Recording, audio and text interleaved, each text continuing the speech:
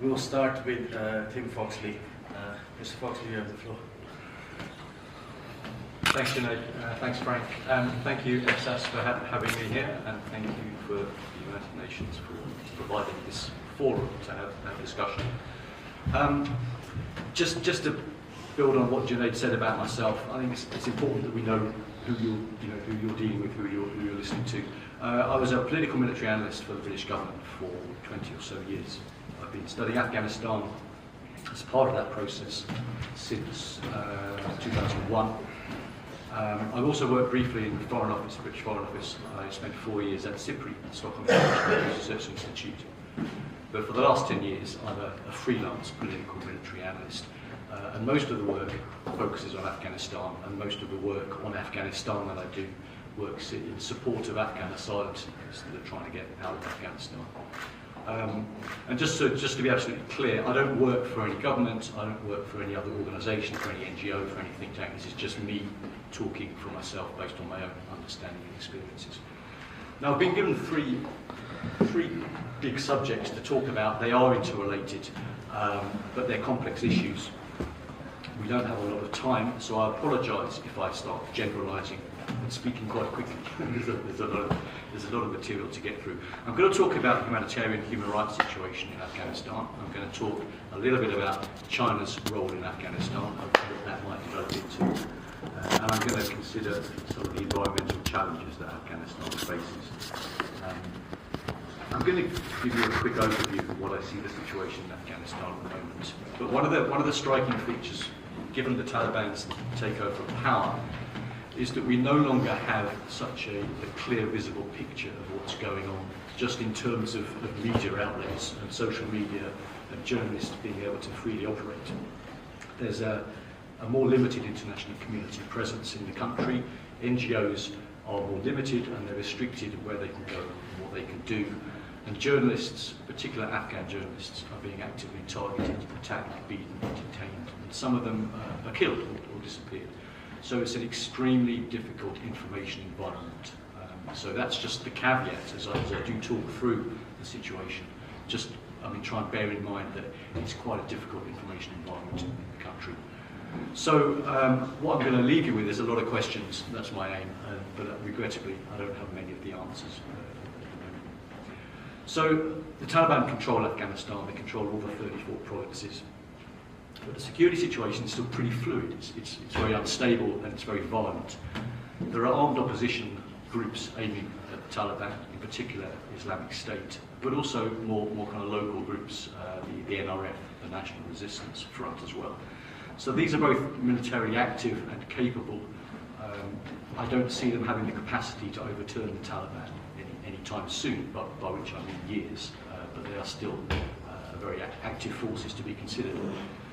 When the Taliban took power, they declared that they were forming an interim government, but they're still interim at the moment, a year and a half into their reign. And their government comprises primarily of Taliban members and approved religious leaders close to the Taliban. There are no elections now. The election process has been dismantled. No women are in government, and indeed women and girls are no longer in any form of serious education. As a result of the collapse of government in 2021, Afghanistan remains in a state of economic and humanitarian and societal turmoil. The humanitarian situation is extremely bleak, and there's little evidence that the Taliban have the necessary skills, resources, capabilities, or even interest to address a lot of these issues. So we see drought, we see food insecurity, we see high unemployment, we see poor infrastructure, and we see very limited welfare and healthcare resources operating in the country. As a result, inevitably, we see a brain drain. The younger talent, the educated ones, the ones that seek education, are trying to leave Afghanistan, which will inevitably make it hard for the Taliban or for Afghanistan to stabilise itself. So, regrettably, for the next 5-10 years, all I see is violence, instability, and major humanitarian challenges as we look forward. Now, human rights under the Taliban. When the Taliban came to power, they made many conciliatory statements, in the first flush of victory. They said there would be no persecution of the previous government and previous military members. People could return safely and freely to their work. Girls would go to school. And women could return to work and education. The Taliban haven't delivered on these promises, quite self-evidently. But what they have brought back, starting last year, is a very strict interpretation of Sharia law, beatings, amputations, executions. As a result, there are many social, ethnic, gender and religious groups in Afghanistan are now excluded or targeted or fearful or actively being attacked by the Taliban.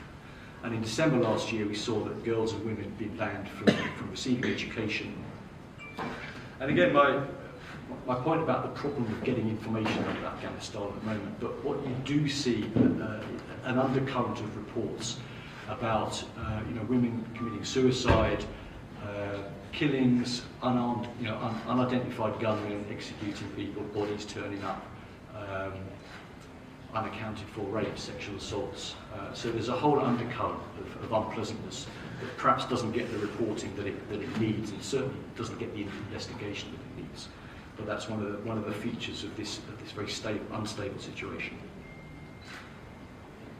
And I would highlight again, because the journalists are being attacked very, very violently, particularly the Afghan journalists, it's very hard to get a good sense of what's going on.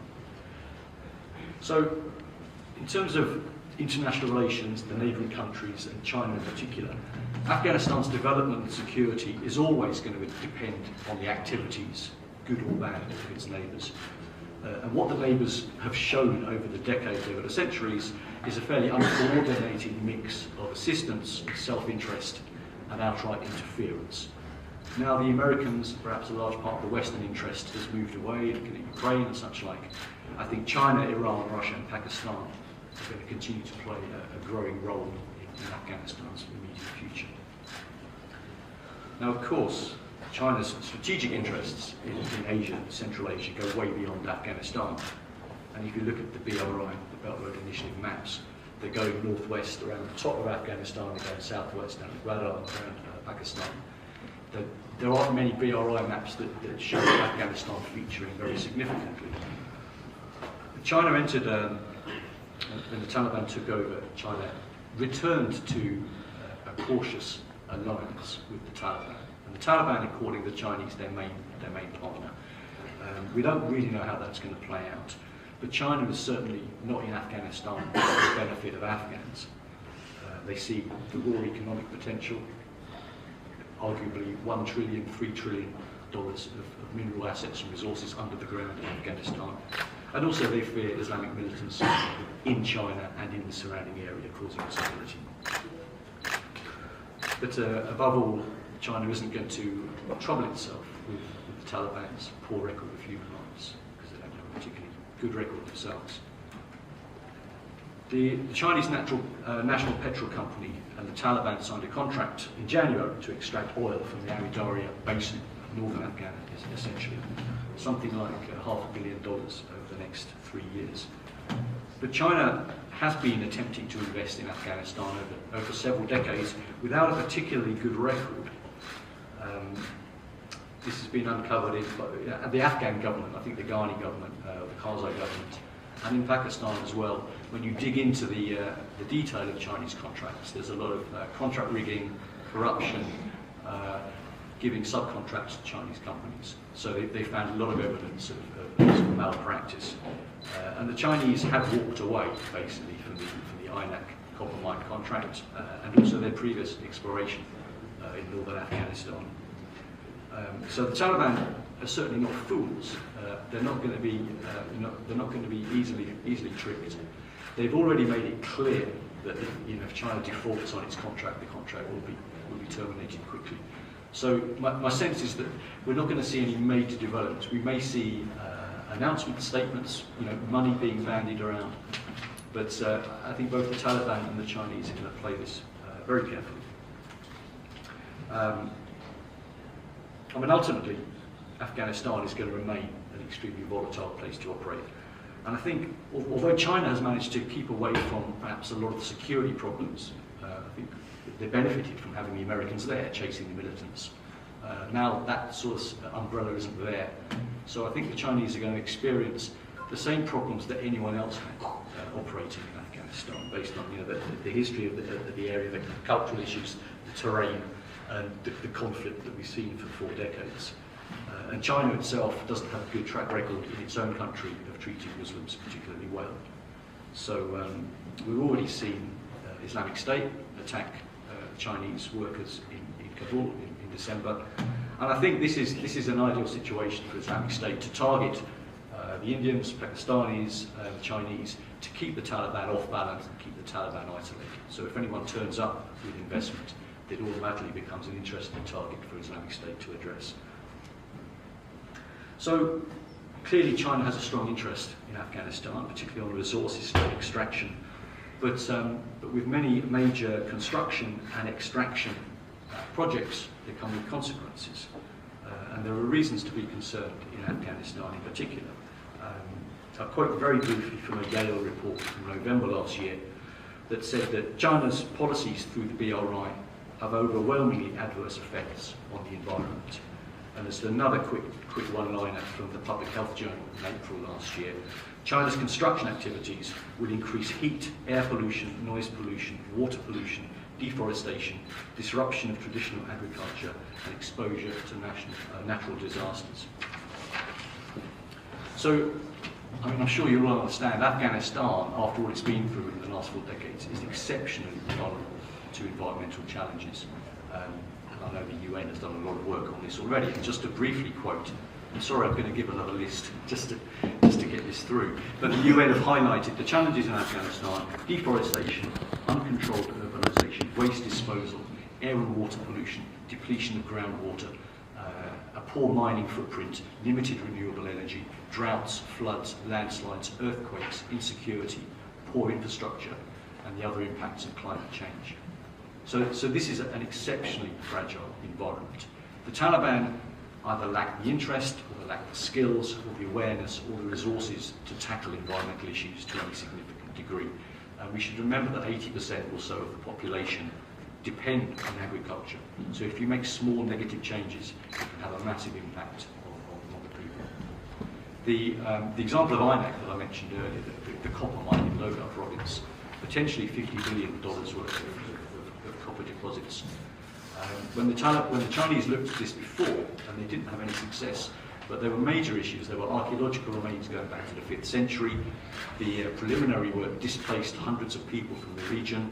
There were issues with corruption of contracts. There was toxic waste, and of course the security issues.